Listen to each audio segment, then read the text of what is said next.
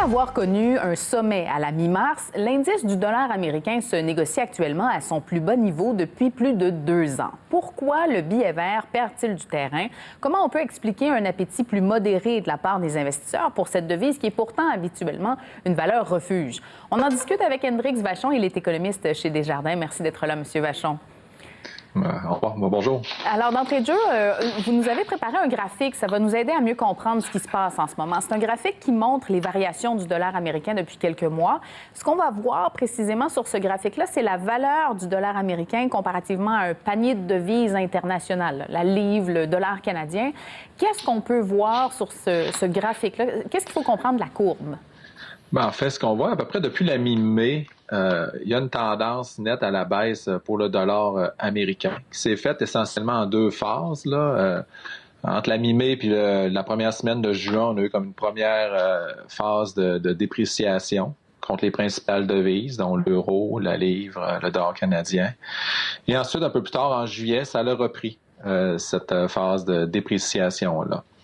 Ça concorde essentiellement avec la publication de plusieurs données souvent plus optimistes que ce qui était attendu, des bonnes nouvelles. On voit la reprise économique qui est quand même assez vigoureuse. Après la forte baisse dans plusieurs indices d'activité, on a vu des rebonds importants. Donc, ça a contribué à baisser le niveau d'inquiétude générale sur les marchés. Et puis, le dollar américain, actuellement, c'est reconnu comme une valeur refuge. Donc, quand les gens voient sombre, quand l'inquiétude est élevée, le dollar américain tend à être populaire et tend à être acheté massivement. Mais quand c'est le contraire qui se produit, donc quand les gens reprennent confiance, là, on voit qu'il y a un certain délaissement du dollar américain, puis ça concorde assez bien avec ce qu'on a observé. Mais il peut y avoir aussi d'autres explications. Oui, c'est ça. Est-ce qu'il y a quand même un lien, par exemple, avec la résurgence du virus aux États-Unis ou encore la gestion de la crise par Donald Trump? Bien, c'est ça. Oui, les données économiques ont été bonnes. Par contre, c'est pas tous les risques qui ont été évincés, là.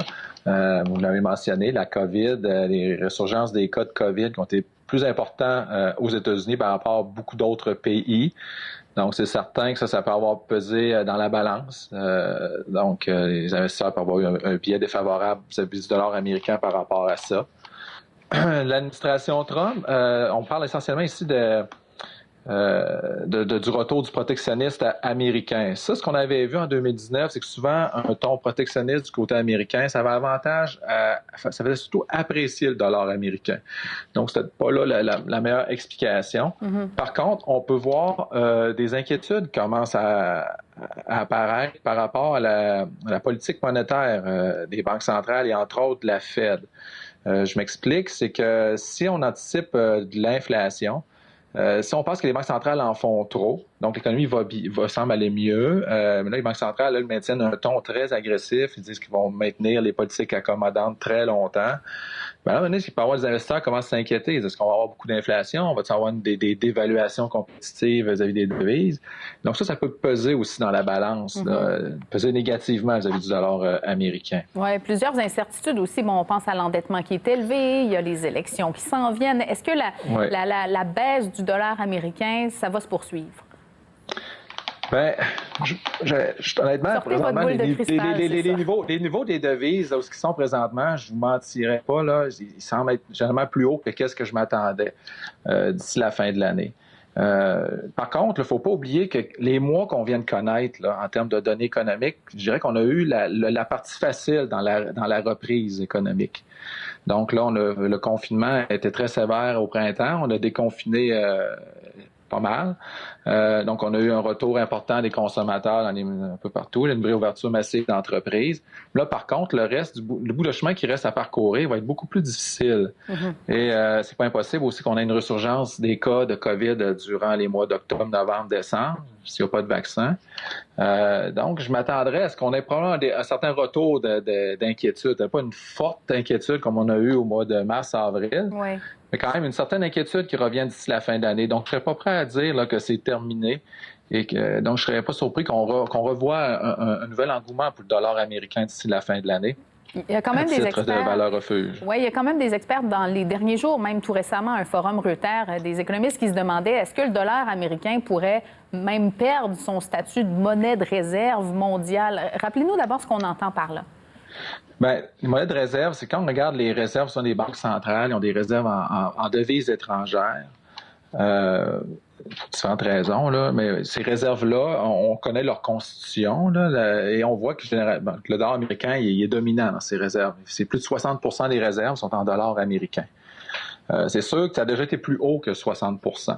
L'euro se situe autour de 20%, relativement stable. Le yen a augmenté un petit peu.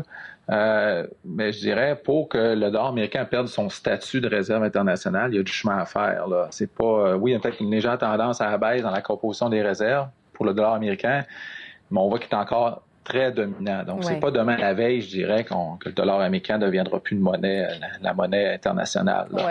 Ça prendrait un remplaçant, puis ce ne serait pas le dollar canadien. En fait, le dollar canadien n'est pas assez gros, c'est ça. C'est que ça prend... Le dollar américain est populaire. Pourquoi? Parce que quand on va acheter des titres en dollars américains, il y en a plein. De la dette américaine, il y en a plein. C'est des marchés qui sont très, très profonds. Donc, c'est pour ça qu'il y a un intérêt pour le dollar américain. Si tout le monde de la planète voulait avoir des obligations du Canada, à un moment donné, il pourrait en manquer.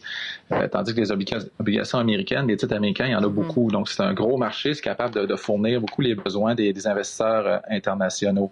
L'euro, le problème, c'est que dès qu'il y a une crise, il y a toujours une menace que l'euro éclate. Donc, c'est peut-être pas si un candidat idéal. Il y en a qui parlent de la monnaie chinoise. La monnaie chinoise a encore beaucoup de chemin à faire avant d'être totalement libéralisée puis de ressembler vraiment à nos monnaies comme le dollar canadien, le dollar américain ou l'euro. On va conclure sur le dollar canadien, justement. Il y a eu une petite appréciation récemment. On tourne autour de 75 cents américains. On s'en va où pour la devise canadienne?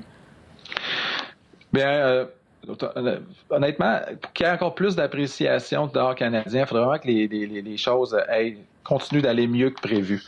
Et j'ai l'impression que ce ne sera pas le cas. Là. Je pense, comme je disais, on a fait le plus facile. Probablement que les prochains mois vont commencer à être un peu plus difficiles. C'est pas impossible qu'on ait des ressurgences de cas aussi de COVID, même au Canada.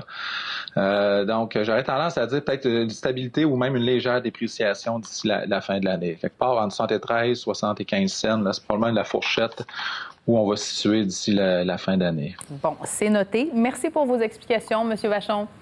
Ça fait plaisir.